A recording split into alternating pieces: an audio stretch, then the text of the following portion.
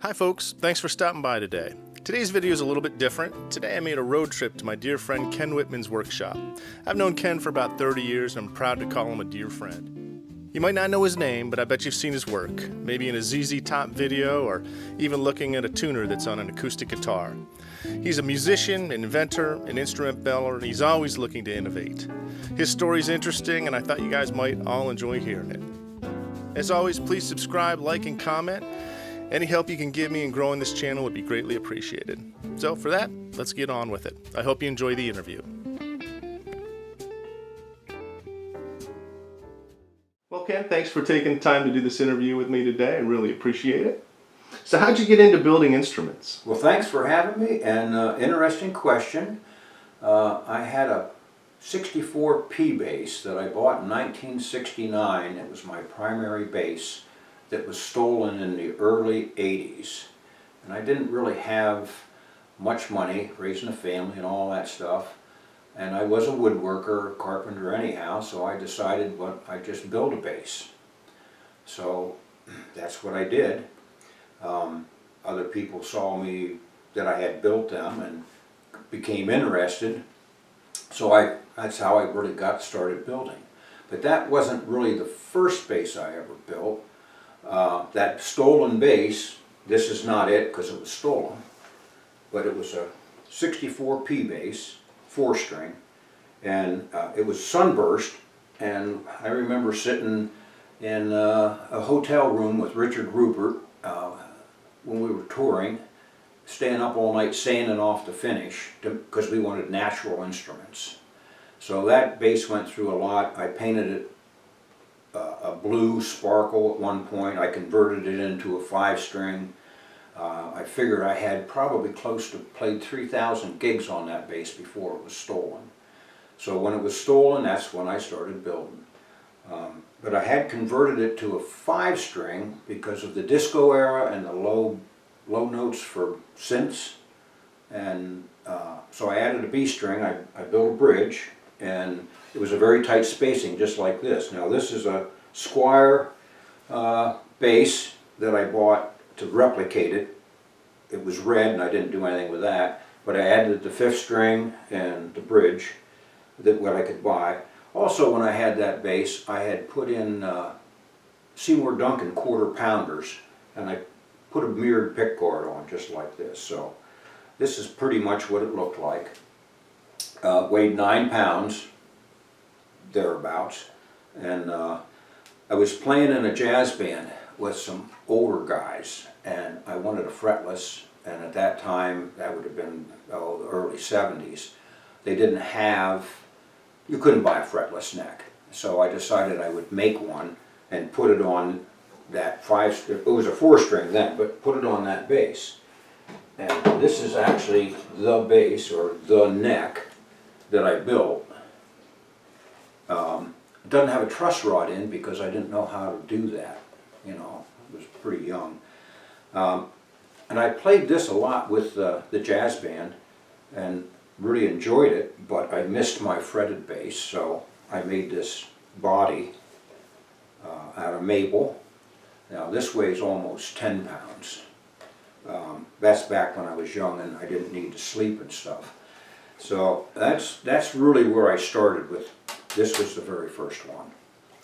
And then when the bass was stolen, I decided to start building instruments, and this was the first one that I built.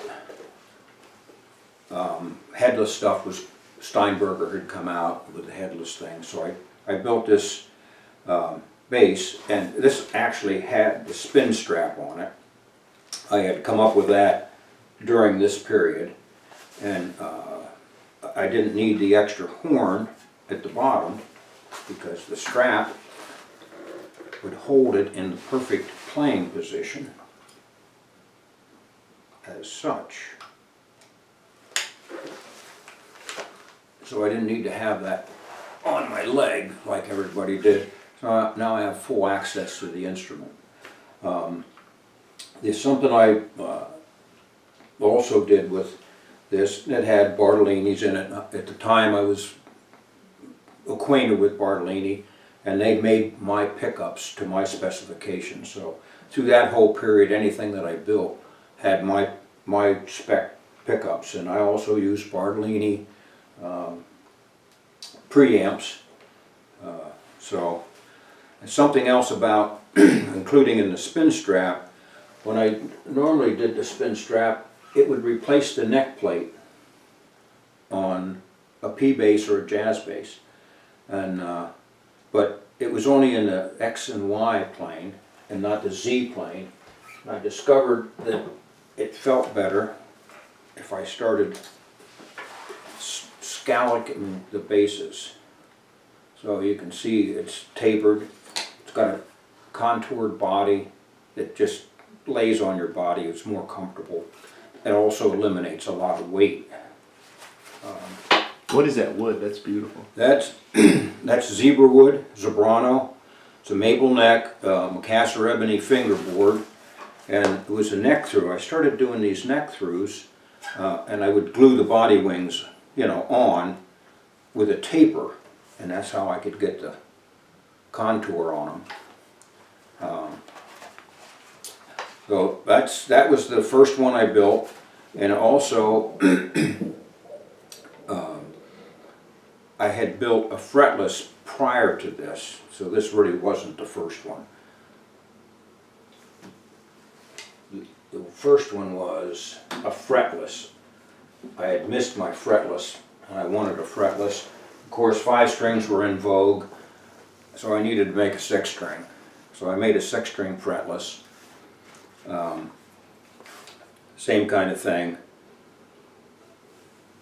And this, I was playing on gigs, and everybody knows about fretlesses, playing in tune. Back in those days we had one tuner. The guitar player owned a tuner, and we all tuned to that. So I would tune up the beginning of the set and play my fretless, and I would get looks from the sax player, like somebody's out of tune and it must be you. So I would check my tuning on this, on the breaks, and I was in. So I got paranoid and I quit playing this. And that's when I built this one. And I said, the next instrument that I build will have a tuner in it. And that red spot you see there is a tuner that I can play, have on while I'm playing to check my tuning. And that's kind of how the tuners came about. So were you using existing technology for the tuner? Did you just take something else, or did you invent the tuner to put in there? Well, that tuner was, it was a Korg, actually. You can see it had LEDs. There's the circuit board from the inside of a Korg tuner.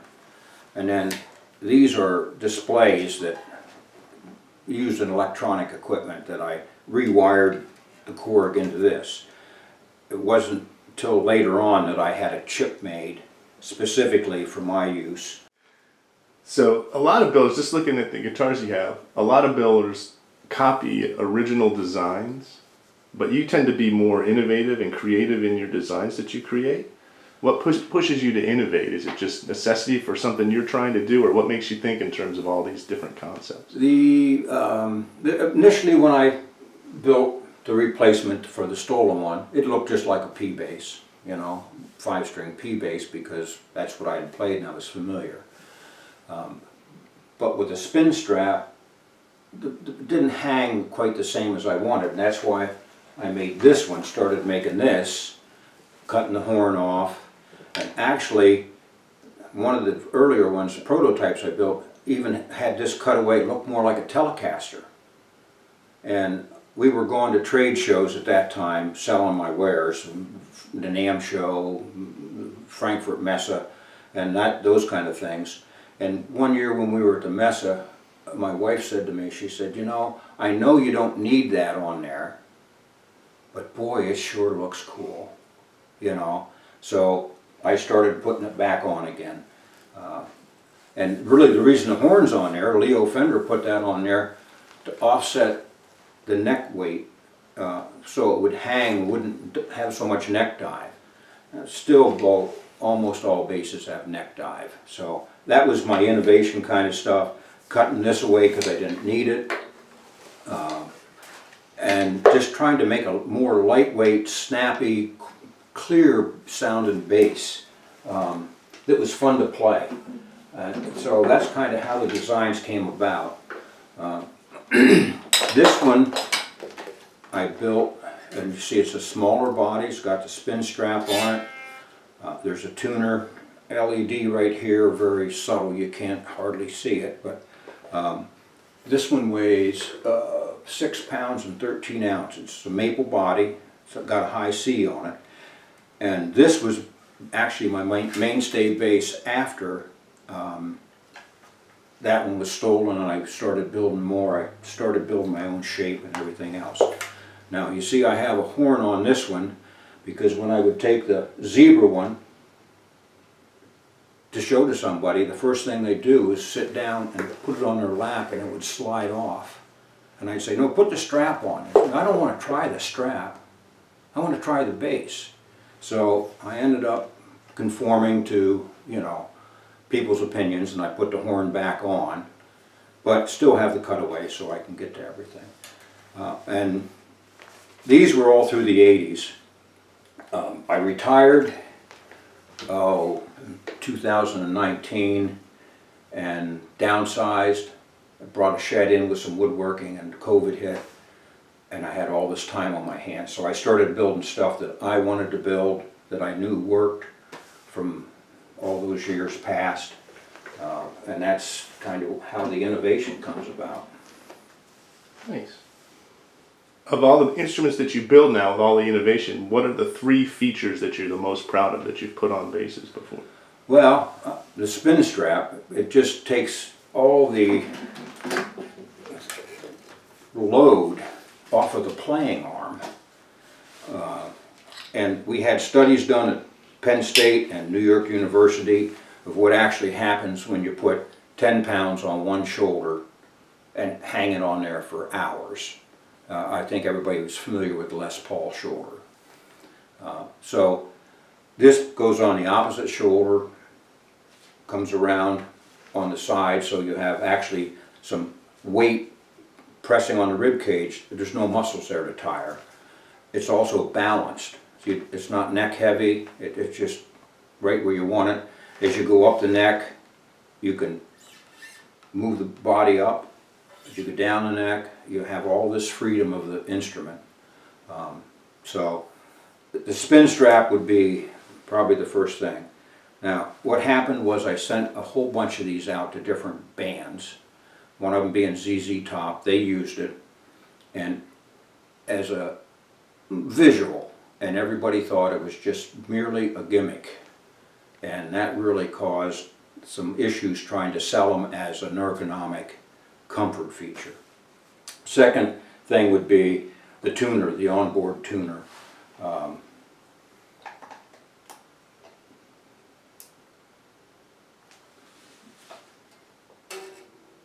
don't know if you can see that or not, but blue is flat, green is in tune, and red is sharp.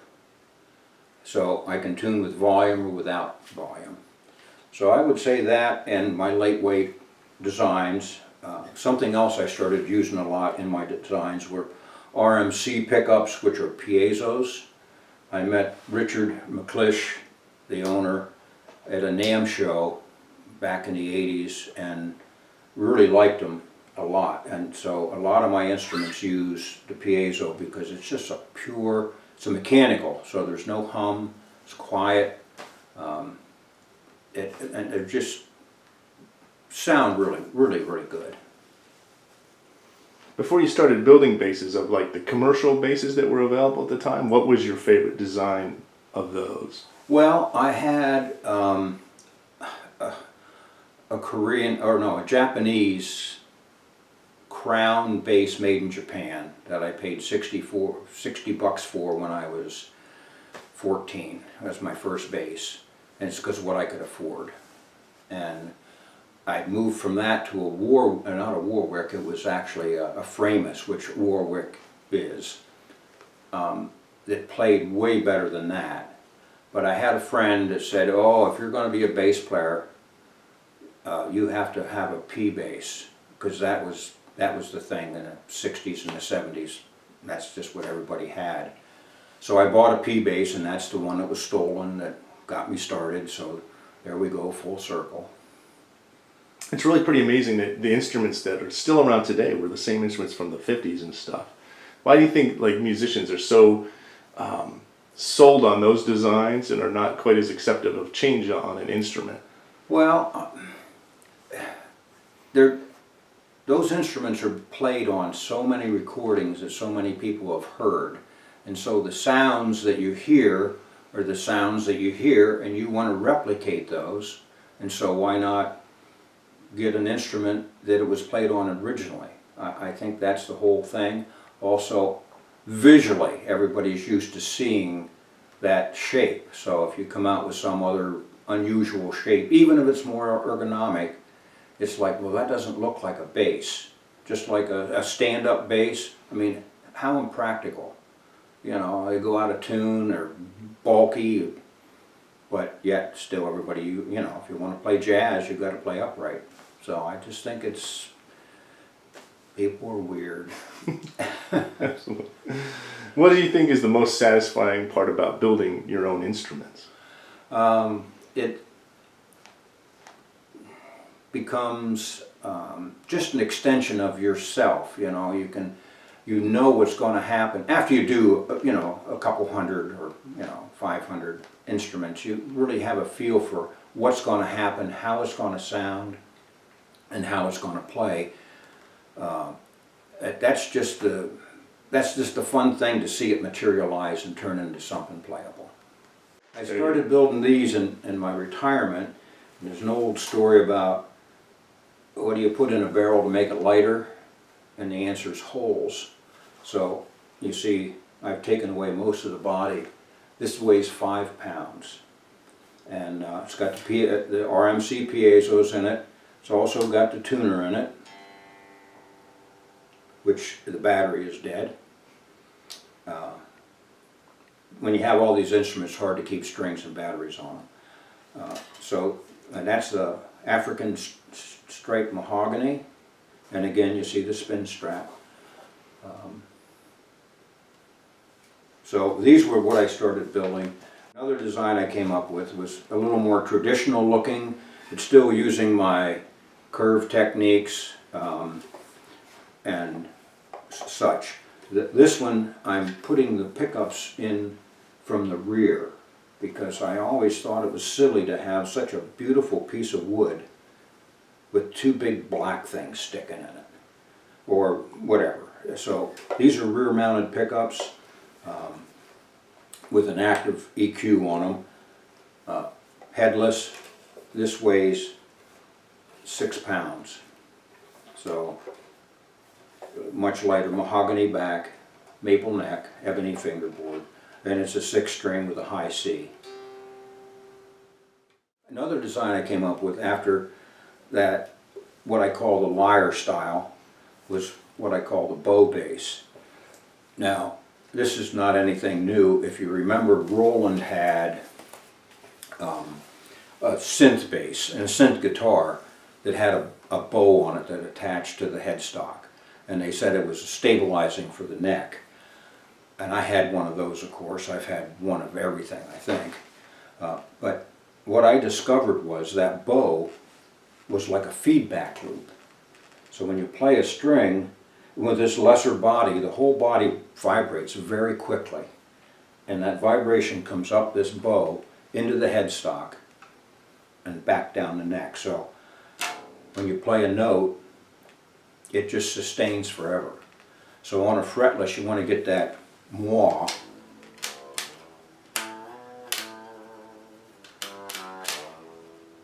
And it'll just sustain and play really nice. Now, this doesn't have a spin strap, because with this bow, I can move where this is. I can put it in different positions, and it still is perfectly not neck heavy, let's put it that way. And You can put it here and have it be that, you know, rock and roll or whatever. But it's very comfortable. And this weighs 6 pounds 4 ounces, and it's a 5-string, full 34-inch scale. So, kind of happy with these. I have a couple of people have bought these. I have one guy who loves 5-string fretlesses, and I built this for him, and this is the only bass he'll play now. He's got Rob Allen's, he's got, boy, a bunch of different ones, but he just loves this because of the way it sounds and the way it plays, and the weight. I always like playing fretless, and I like playing fretted. And sometimes I'd go to gigs and I'd take 2 basses and have to switch, but I'd have to do it maybe on a break, or we'd have to have some interlude between songs or something in order to have time to switch. So I decided I wanted to be able to switch right away. And with the lyre design, this bass only weighs 8 pounds. And so, which is reasonable to carry and play all night long. So I built this so I could play some gigs with a fretted and a fretless. Of course, COVID hit, and I haven't played a gig since, but it sure is fun to play. It has a 3-way switch. That's the upper pickup, that's the lower neck, upper neck, and both necks together. So you can actually play some things like harmonics and play over top of that, or you can even, if you play different notes, you get sympathetic strings going in the background, kind of like a harp guitar. Not real practical for gigs, but fun to noodle with. Another thing you do a lot, which I think is really neat, is you countersink the strap lock. Yeah, that's a common. It is, but you don't really see that on a lot of stuff. It just cleans up the instrument, I think, especially with these horns.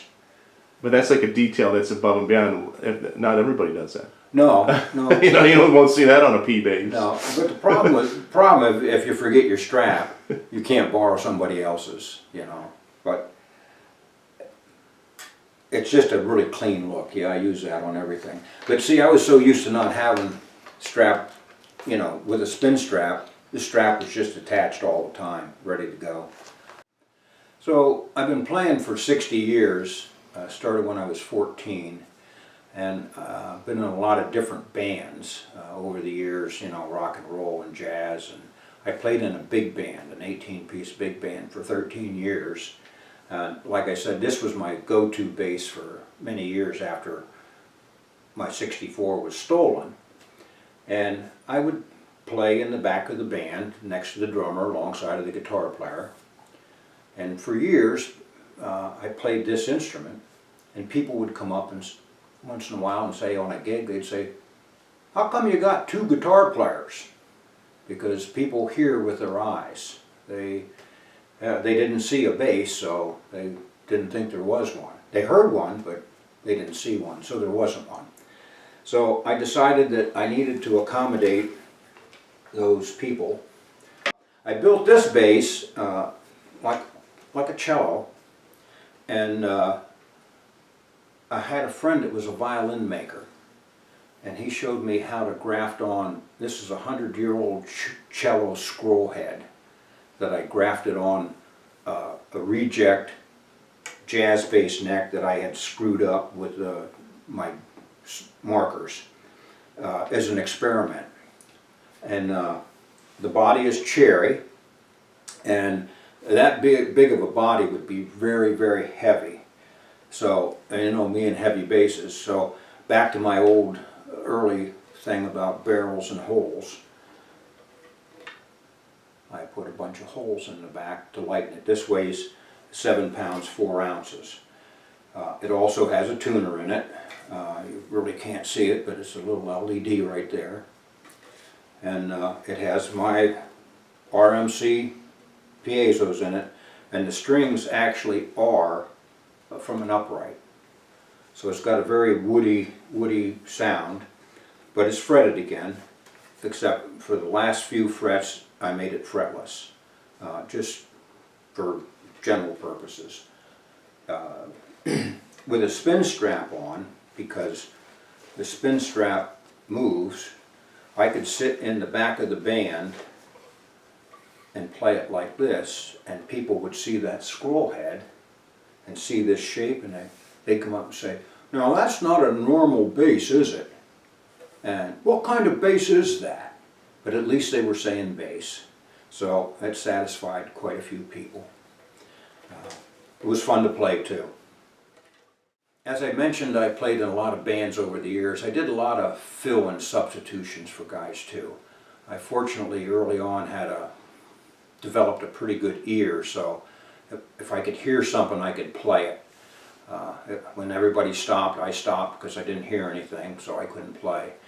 But I played in this one trio where the piano player hated electric basses, and the regular bass player played an upright. And when I'd fill in for that guy, I would take my electric, you know, the one I used with the big band. It kind of looked like a bass, and upright bass. And he just would always complain on the breaks, you know, "Oh, you sound good, but you know, it's electric bass." So I decided I would build a bass to accommodate him. This has a 3/4 scale ebony, solid ebony upright fingerboard, which would be on a regular upright bass, that I ran all the way through the body. It's a 32-inch scale instead of a 41 like an upright. It's got 24 frets to here, but you can go all the way up. It has, again, a piezo in it. Has a tuner in it. And has a spin strap on it. And this weighs 7 pounds. Striped mahogany and flame maple. And just a little peg head here with spurzels, and these are actually guitar tuners to keep it lighter and not have that neck dive. And I took this to one of those gigs when I filled in with him, thinking he would be happy with me because of, you know, it was an upright sound. It really has an uprighty sound, and I can hold it upright. And after the first set, you know, we were having breakfast, and I asked him what he thought, and he says, "Boy," he says, "that just sounds amazing. That just sounds just like an upright bass. It's just amazing."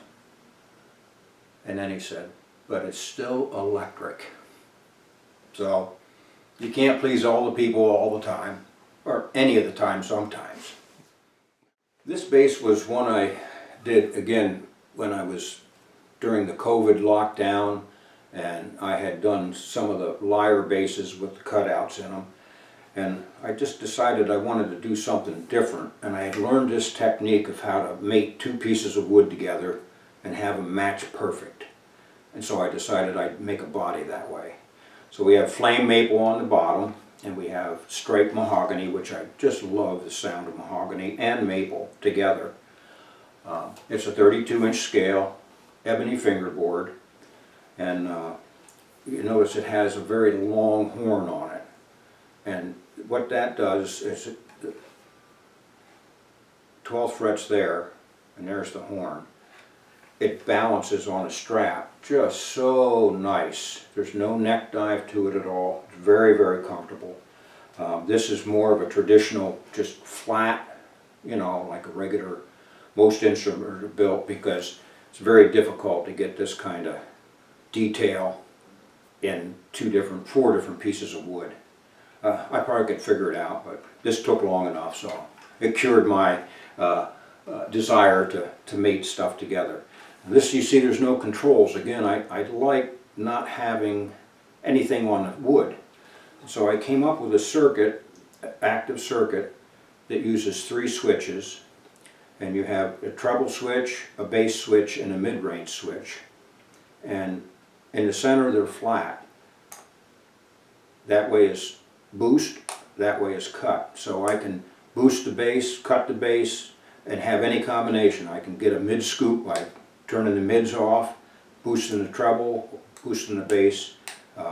Very quick way to get different sounds, because normally you set it and play. You don't, bass players don't change their settings so much. And then also with all the new pedals and all the new samplers and stuff, you know, you just go into them and step on a switch and you got a number bass. So this is weighs 5 pounds 15 ounces, and it's just a fun thing to play. Do you have a favorite out of all the basses that you've built? This one I would say is my masterpiece. This was the first one I built when COVID hit and I had brought the shed in after we moved. It took me 5 months to build this and to figure out how to get all this together. It's a headless design with a pseudo head on it.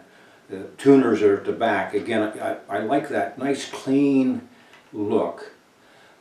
And it's got 36 frets, which is completely impractical, but I thought, why not? We'll try it. The fingerboard goes all the way through. A lot of guys these days are using ramps, like you play over top of the pickup, but between the pickups they'll put another piece of wood so you can't dig in. So that fingerboard acts like a ramp. And that's the idea behind that. This is a 32-inch scale, a pseudo headstock on it. It uses regular gauge strings. And again, there's my RMC piezo's. And again, there's my 3-switch EQ system. This weighs 6 pounds 12 ounces. It's flame maple, 3-piece flame maple, centerpiece, 2 body wings. Also, the fingerboard is flat, like a nylon string guitar, and the back of the neck is also flat, which provides, wherever your thumb is in the back, the distance between the front and the back is consistent. You're not having closer over here or closer over here. Less fatigue. It just plays so easy. This one followed the blue 6 because the blue 6 I had done 36 frets on just because I could, and I found out that it was impractical, of course, and I just didn't like the way it looked. I wanted a little more traditional look. So this one has 33 frets, but you see it's tapered at the end of the fingerboard, and I don't have a ramp in it, so I can slap on this. The one with the ramp is very hard to slap. It's exactly the same layout. It's got the same EQ setup in it, but it's red. Flat neck again, flat fingerboard. This is ebony. The blue one was actually Purple Heart. This is also fun to play. And I put a headstock on this because it's faster. It takes a lot of work to do all that recess stuff. And a lot of people like to see a headstock. So that's how my ideas develop. Through the years, different things come up. Victor Wooten, I remember, one of my favorite guys, used to have a bass with a whammy on it. And I thought that would be cool to have one of those just because. So it's a Kaler and stays in tune, just plays great. It's that earlier 80s body when I was building this style.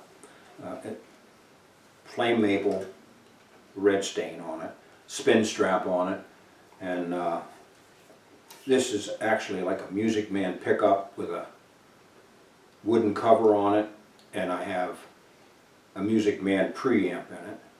This also has the tuner built in, and the spin strap again, like I mentioned. And it's just a fun thing to play. Not real practical, but fun. So, how did you come up with the innovative spin strap system that you had? Well, the spin strap, I was playing in a rock and roll band quite well known around the area. Back in it would have been the Hair Day bands and leather pants and that kind of stuff. And the keyboard player worked at a local music store. I was still playing that unstolen 64 P bass I had. And he said, you know, you need to get a new bass because, you know, you got to get a cool bass. So he sold me a Hamer Explorer, white Explorer sparkle bass, which was cool looking and was just an absolute awful design because there was no horn on it. So when you put the strap on, the bass was like this with this giant protrusion sticking down here. But it was cool, looked good on leather. And in order to get an F, you had to stick your arm out here.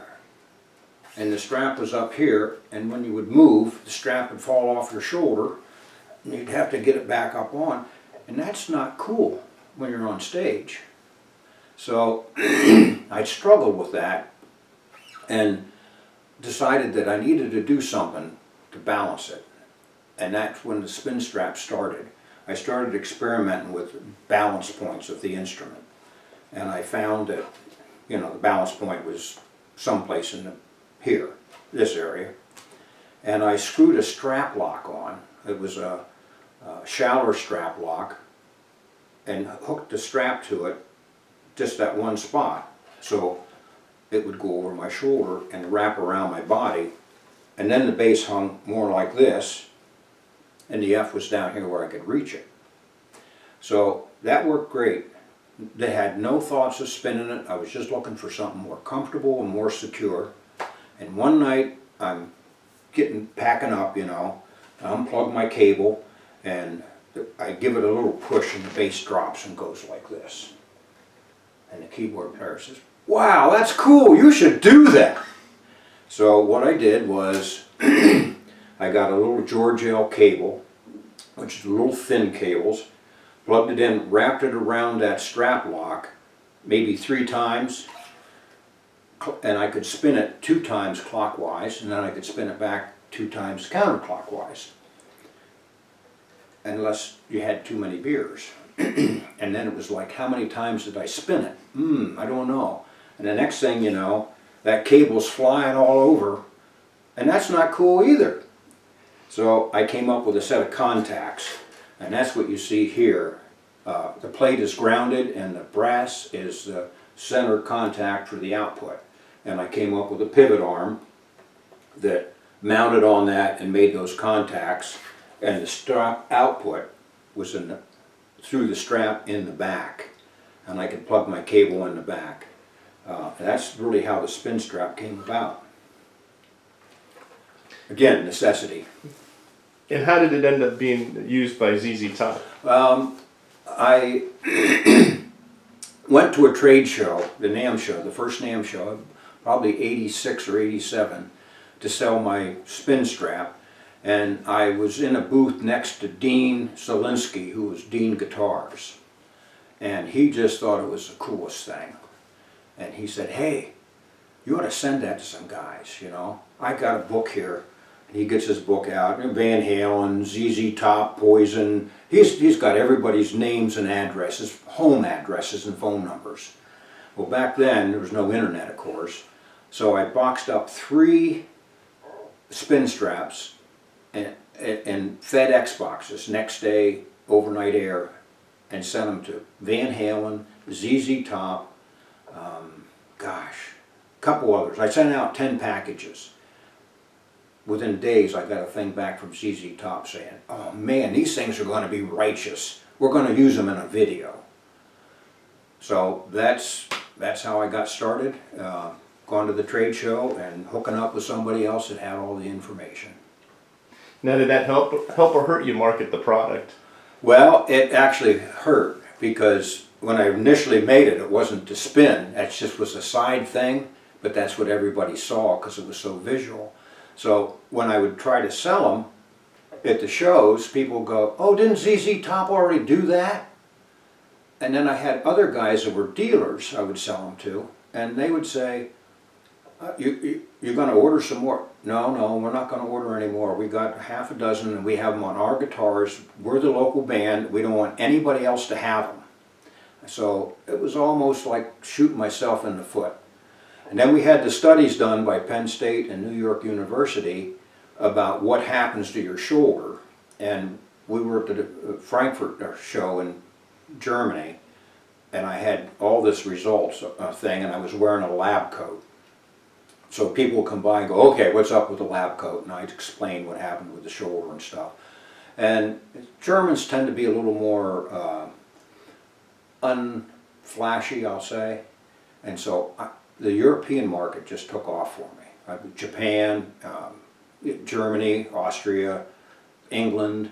I had a dealer in England that, you know, God, he'd order like 100 at a time. But in the States, it just, everybody kind of just said, oh, well, that's ZZ Top. So I never got to meet him. I had not much communication with him, but never met him. But that's how the spin strap came about. And you had spin straps for other instruments too, didn't you? I did. I made a spin strap that worked on, it was on a MIDI controller keyboard, would work on that, because everybody then wanted to, anybody that did want to do it wanted to spin. I made one for saxophone, I made one for a violin. A guy in town here would play his violin, instead of on his shoulder, he'd play it like a guitar. It had a spin strap on it, and he'd spin it. Made it for, saxophone, which would take all the weight off the neck, you know. And then, of course, I go to the shows, and then you'd have the copycats. There was a company in England that made the exact same thing. Had a patent in the U.S., not in England, so nothing I could do. I'd go visit them and say hi, and how's sales, you know. Was it hard, you had mentioned the NAMM show and stuff, was it hard marketing a product at that time? And like, what year was this that you were hitting that hard? 86 when I first started going. I went to NAMM show in 86 and 87, and then 88 I went to the Frankfurt show. Started going there because people would say, oh, you got to go to the Frankfurt show. That was an international show. Boy, when you went to the international show, there was only 60 about exhibitors from the United States. I mean, there was people from all other countries. There was probably 1,000 exhibitors, but only 60. So now all of a sudden, oh, you're American? I got to hang with GHS, Fender, all kinds of people, going to dinner, you know, with them because, hey, you're from America and, you know, you speak English. So as far as marketing, I had a lot of distributors from a lot of European companies, or distributors, you know, different countries. They were just way more open to it, and so it wasn't that hard. And by the end of the show, I'd be taking the spin strap off of my demo instruments, selling them because people wanted them, the individual artists and stuff. So it was much bigger in Japan and Europe than it ever was here. So a lot of your tuners, I noticed on the instruments that you build and stuff, that they're in a different form. Some of them are side mounted, some are an LED, that kind of thing. How did that all come about? Well, the first tuner that I came up with, I had built a 6-string fretless bass that, you know, I wanted to have a fretless again. And I was playing gigs with it, and one of the guys in the band kept giving me the look that something's out of tune, and since you're playing fretless, it must be you. So I decided that the next instrument that I built would have a built-in tuner in it. Incidentally, about 4 months after I quit playing that instrument, this sax player came to me and said, I got to apologize to you. I just had my horn in for work, and the cork was all screwed up on it. I've been blowing flat for the last 4 months. So I was in tune, he was out of tune. But anyhow, the tuner came out of it, and I got a patent on it. That took about 2 years. I had a friend that was an attorney in Williamsport who had gone to school with a patent attorney in D.C., the largest patent attorney firm in D.C., that helped me out. It cost about $10,000 to get the patent. And I started going to shows and showing it.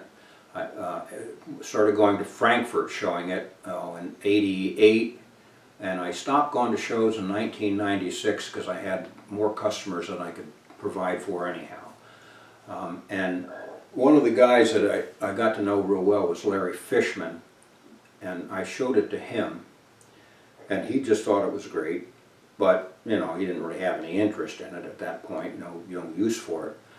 And I stopped going to shows in '96, and about 4 years later, when everybody thought I had disappeared, Larry Fishman comes out with these onboard tuners and acoustic guitar, Martin acoustic guitars, which was an infringement on my patent. So 2 years it took us to negotiate a deal with him. It's funny how things work, but when I confronted him about it, he said, well, I have attorneys on, retainer. I'll just have them work on this and discredit your patent, and won't have to pay you anything, or we'll just keep you tied up in court for a couple of years, and it'll be too expensive and not worth it for you. But I had an attorney that helped me and negotiated with him for almost 2 years, and he agreed to pay a royalty on the tuners.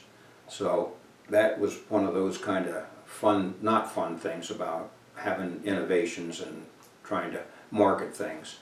But I still get a quarterly check from Fishman, so they're a good company, just not necessarily, everybody, it's business, I guess. So that was pretty much the tuner. Then I had another guy that was an acoustic guitar player, this is prior to Fishman, who thought it was a good idea and wanted to put it in a acoustic guitar. So we came up with a tuner that was called the In-Tuner, that clipped inside the sound hole. And then I came up with another one that was called the Jack Tuner, that replaced this Strat Jack, and it had a display in it, a tuner display in it. Fender was very, very interested in it, but most big companies don't want to buy anybody else's product. They want to invent their own stuff or use their own stuff. So I never got a deal with them. We were close, but it just never happened. So they were the kind of the different variations of the tuner. Why do you think that technology never took off on like electric guitar and basses? It seems like such a common sense thing. Well, a funny story about that. I would show the spin strap at the shows, and people would think it was cool, like, oh, that's great. And then I'd flip it over and I'd say, now you have to drill a hole in the back of your guitar and put 4 screws in. Oh, no, I can't do that. Oh, what's that? Oh, that's my onboard tuner. Oh, that's cool. Well, how does that work? Well, you have to drill a hole in the side of the neck and install it in the side of the neck. Wow, cool. I want to get one. And I could never figure out what the difference was. Oh, I can't drill a hole in my guitar. Oh, I can drill. So I don't know. The advent of clip-ons came along maybe 3 or 4 years after, and that was a safer thing. You didn't have to do anything. Of course, the problem was it fell off, you lost it. But it only ever caught on, I think, in acoustics. It's just, I don't know why. You mentioned the clip-on tuners, and there's tons of those now, right? The TC Electronic, the Unit, Snark tuners, and a lot of, just in my teaching practice, I see people, many are using phone apps now. Oh, yeah. Is there a difference in the accuracy between all of these different tuners? In the tuners? early days, the ones that had a meter on them were accurate within about 5 cents, plus or minus 5 cents, which I make the analogy, if you take a baseball, I want you to throw it through those barn doors, any place, and that counts. The tuner chip that I had was plus or minus 1 cent, which is like, well, I want you to throw that through a 9-pane window, but you have to hit the center one. So it was way more accurate. And even the early clip-ons, same thing, 5 cents, plus or minus 5 cents. But now, I mean, the technology has advanced so far, they're all real accurate and cheap. Well, I still use one of your Wittman tuners every single day. Yeah. Many times a day. Other things, and it works great. It always amazes me when you'll see someone with a $3,000 guitar and a $10 Snark tuner on the headstock that's been broken, and they kind of take it back together. Yeah, well, there it is. Penny wise, pound foolish. So a lot of people know you as an inventor, but I really know you as a great, amazing musician. That's a blast to play with. How'd you get started playing music? The Beatles were on Ed Sullivan. Everybody saw them, and the next day in school it was like, hey, let's start a band. So one guy had a guitar, one guy was a singer, one guy had a set of drums, another guy had a organ. So bass was left, so I decided to play bass. I told my dad I'd like to get a bass, and he said, go ahead. I had a paper route, so I got a bass for $60 and started playing with these guys in the garage band for 4 or 5 years, played high school dances. Now I was 14, played my first New Year's Eve gig when I was 14 at the Polish Club for $30, and played every New Year's Eve gig after that consecutively for 45 years, never missed one. Someplace I was playing with somebody, and started playing in that jazz band, decided to make a fretless to play with them, and big bands, just all kinds of different country bands. I played with anybody I could play with, anytime, any place, so it just was so much fun. Were you always a bass player? Always a bass player, yeah. Are you self-taught? Self-taught, yeah. Actually, I took 3 lessons from a guy by the name of Ray Sarr, who was an upright player in Newberry. The bus was 10 cents for a ride, and he charged $1 for a half-hour lesson. And I would take the bus, because I was 14, on Saturdays and go to Newberry, and he'd show me actually the old classic, you know, a walking bass line, 1, 3, 5, 6 route, and it was like, no, I don't want to learn that. I want to learn rock and roll, you know. I want to learn Gloria, or those kind of stuff. So I took 3 lessons from him, and it would cost me $1.10. And again, you know, hey, I want to take lessons. Well, go ahead.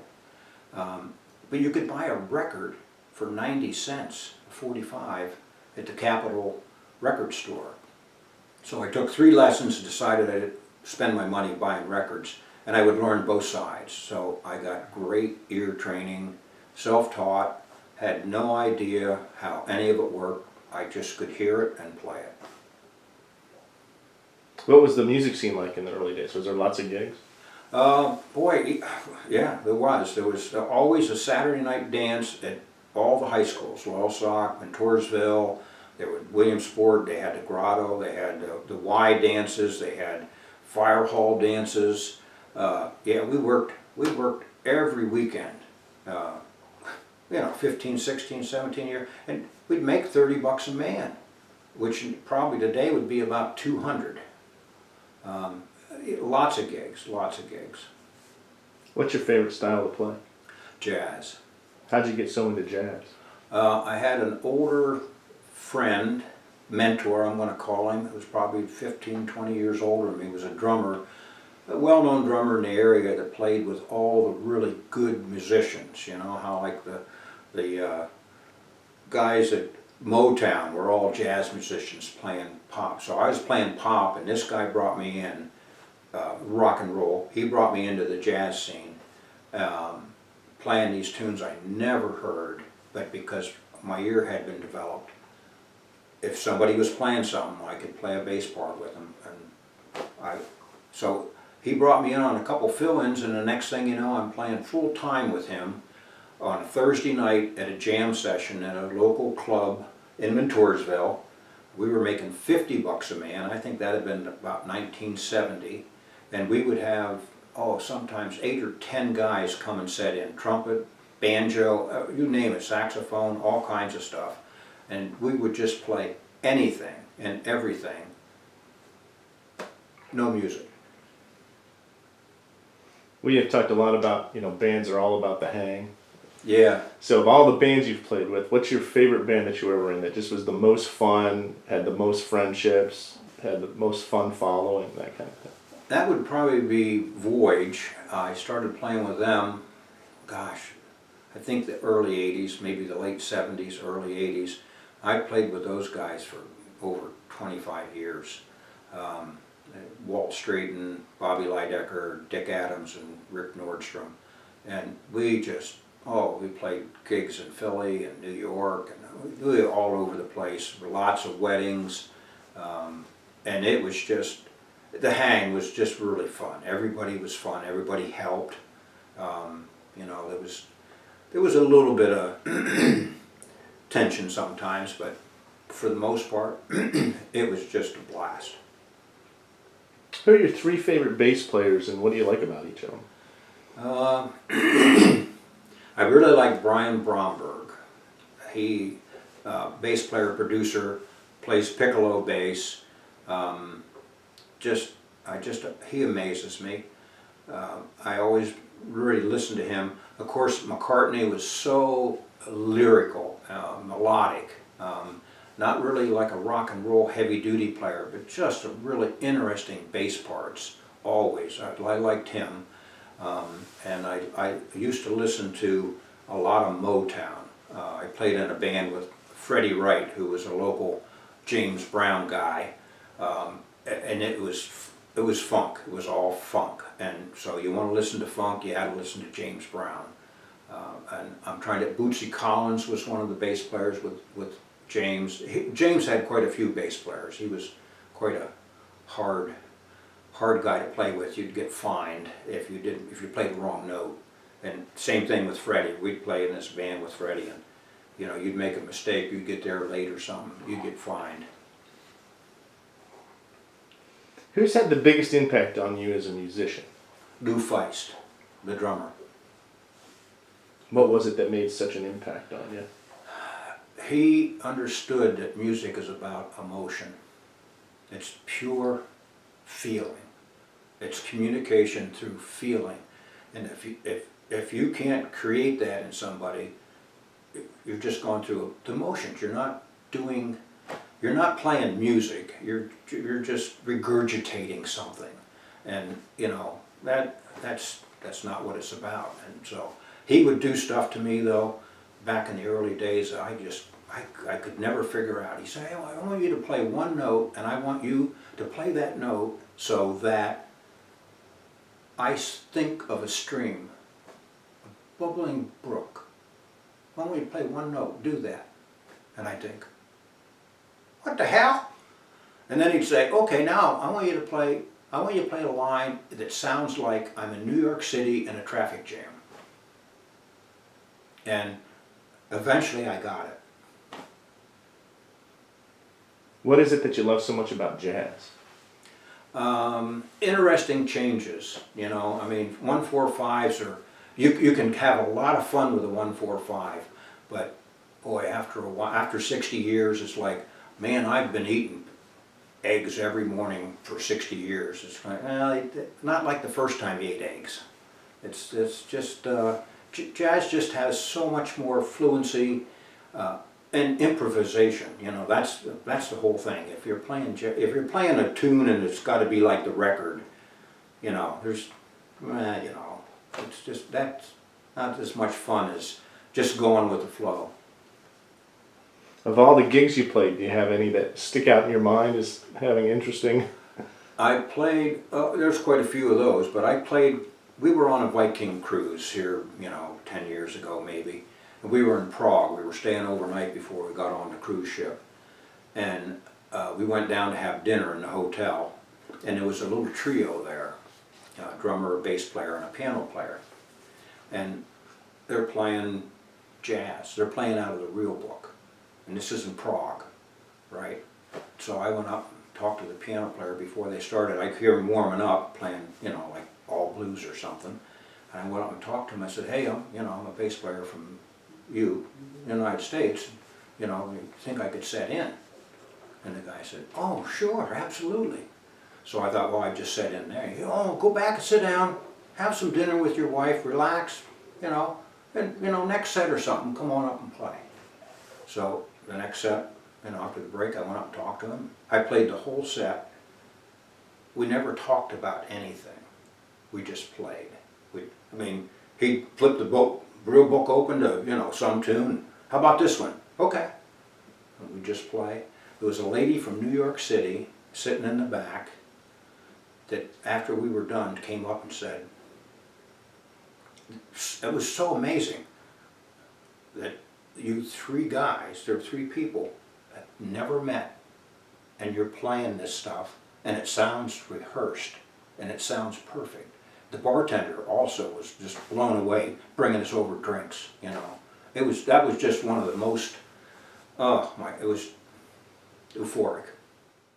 So what advice would you give someone that's maybe thinking about getting into the music business these days, either as a player or an inventor? If you're called to it, then you have to do it.